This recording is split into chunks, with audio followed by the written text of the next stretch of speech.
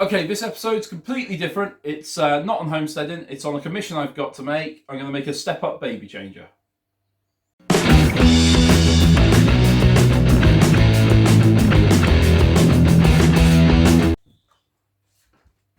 Right, the idea behind this commission is to save the nursery workers' backs. It's where my little boy goes to nursery just down the road.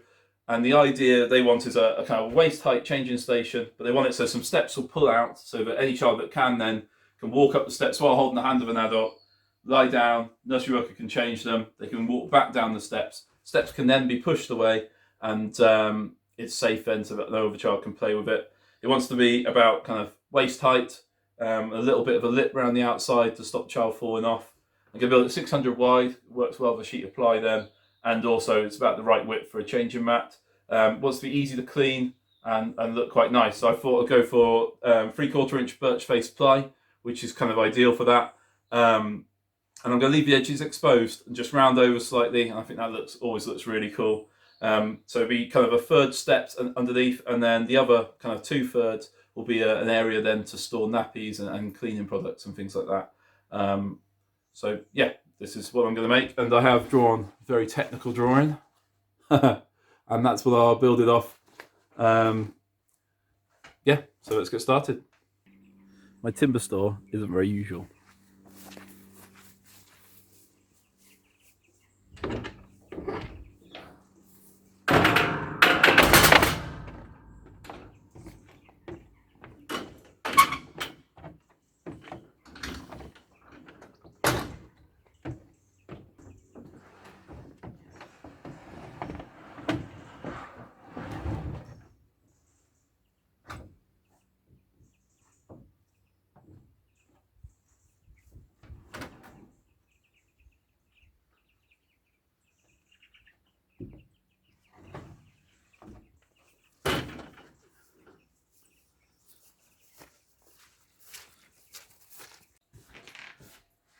Right, first thing to do with a job like this, get the sheets in. I'm going to break them down into more manageable pieces.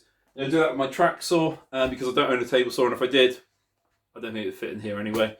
Once it's kind of broken down, I can get started on jointing it and stuff.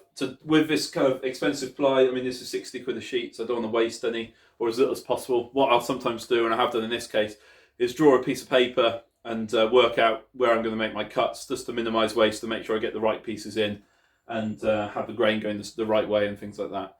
So right, I'm going to cut it down now.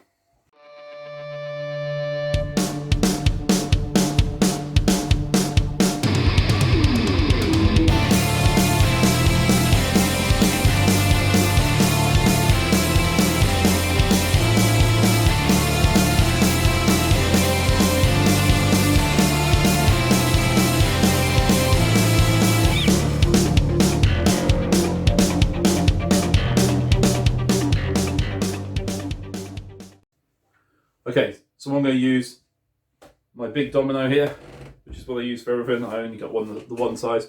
I'm going to use 6mm by 40mm dominoes, which means I'm using a Senko plate and adapter, which Festool don't recommend because then you don't buy the small domino.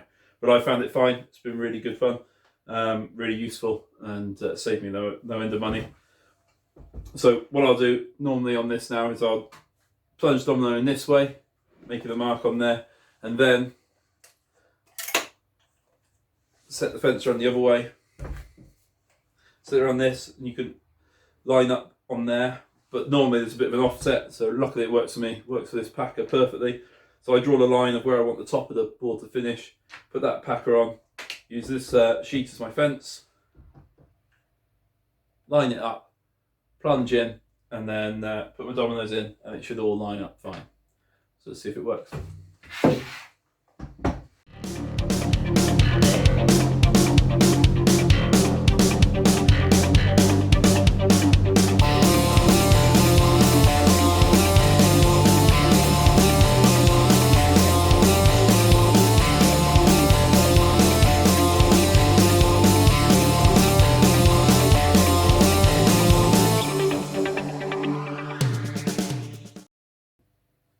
Works perfectly. Right, so I've got my dominoes cut on all the outside pieces and the top piece. And as you can see, if I show you quickly, with a few of these, but it just goes together, locates it really nice. All the back's nice and flush, just needs a light sanding. So my offset's obviously working well. And I've kind of laid it like a book, so I know which pieces go where, because it's really easy to get confused. And to mark them up, so I don't want to mark the ply, I've put some masking tape on there to write which piece is which, where it goes, and I'll probably do the same again in a bit with some joints and where it goes, which way round things go. So next piece is now the mid rail. What I've done is mark the centre line, because we wanted the steps about 450. And then I've offset it then for the ply to allow for that. And what I'm going to do now, this is the mid piece, which way around it's going. Now I'm going to lie it down and mark up some dominoes on here. Then I'll put it back round there. I'll offset it, my distance to offset, and then I'll cut the corresponding ones for that, and then that should work well. And I'll do the same into the top, and then the top's got a nice kind of midpoint there for strength. So if I get a pencil.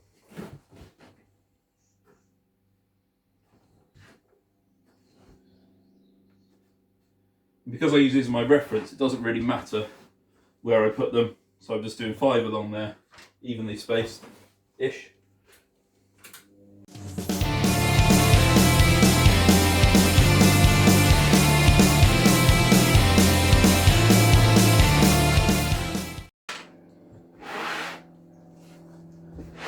And because these dominoes are 40mm long, which would be too long for half and half, what I actually do is I tend to move this piece out of the way. I set the one for 25, and then, so long as I remember, it's fine. I set the other for 15, and that means I don't end up going through the back of my workpiece, which would be annoying.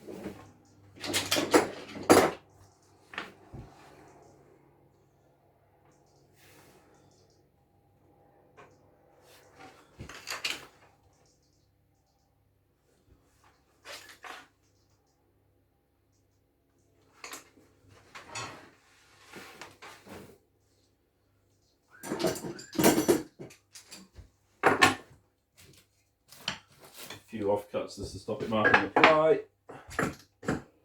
Clamp this on now.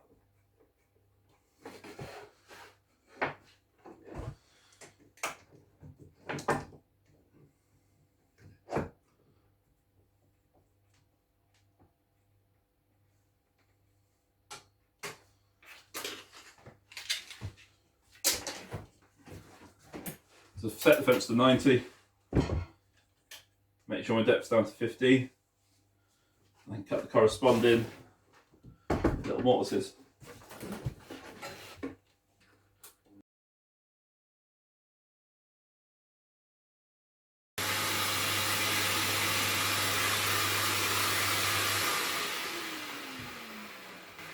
Actually, what I didn't account for, in fact I've got a spacer plate here to allow me to use the smaller bits, so I actually need to add 10mm, so 25 is fine.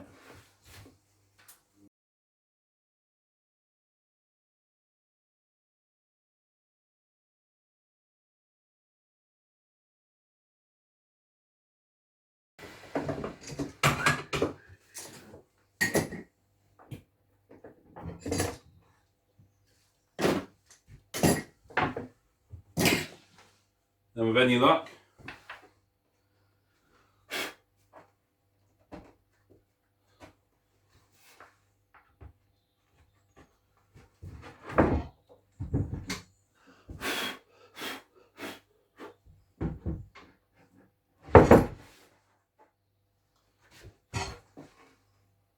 that's perfectly on my line the other side.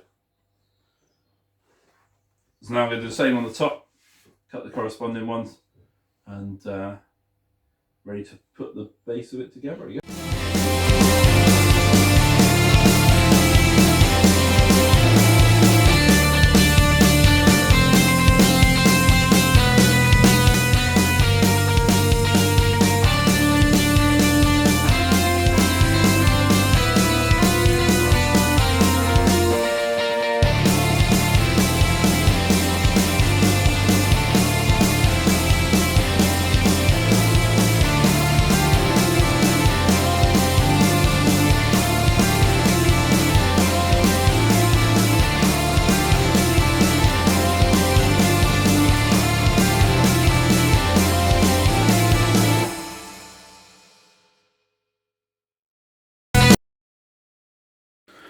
Okay, so I've dry fitted the unit together. So the next stage now is I need to finish making the cupboard on this side. So I'll need a base, a bit of a plinth and a shelf.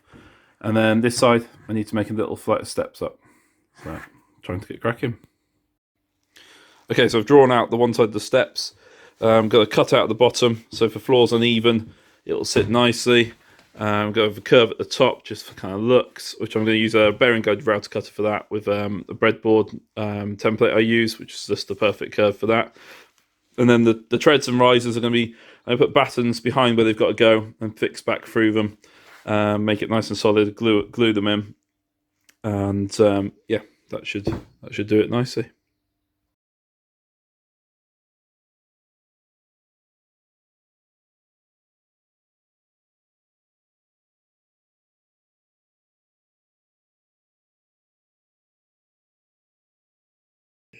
Right, so baby change unit installed.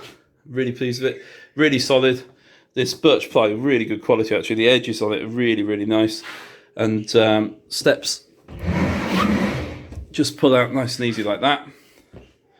And then I'll show you my son walking up it in a minute. But it seems to work really well. They're really stable, not going to move at all. And you've got a shelf and storage area this side for nappies and things like that. And they'll be able to put a changing mat on there. It's easy to clean. I've given the whole thing a coat of Osmo oil, and which a finish I like. I know it's nice and safe as well with kids and things, so it's quite good. It's still just drying a little bit, so it's a bit wet in the corners. But yeah, there you go. Go on up to the top.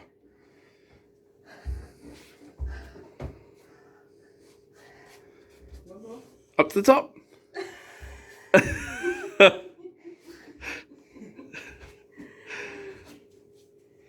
Okay, I know this has nothing to do with homesteading or with self-sufficiency, but this is how I earn my living as a carpenter and doing different commissions for people. This is an interesting one, something I've not done before and I'll probably never do again, but that's probably one of the reasons why I took it on. And it's nice to do something for my little boy's nursery, which he loves so much, and my two girls gone for it as well. So it's really nice to do something for these guys, and they're really, really good to me. So yeah, really fun project.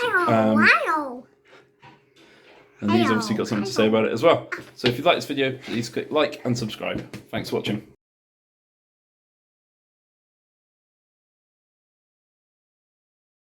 But it's been really fun, and hi. Right, let's do this again. Okay, I know this has nothing to do with self-sufficiency or homesteading. Hi. Hey, come back. Okay, I know.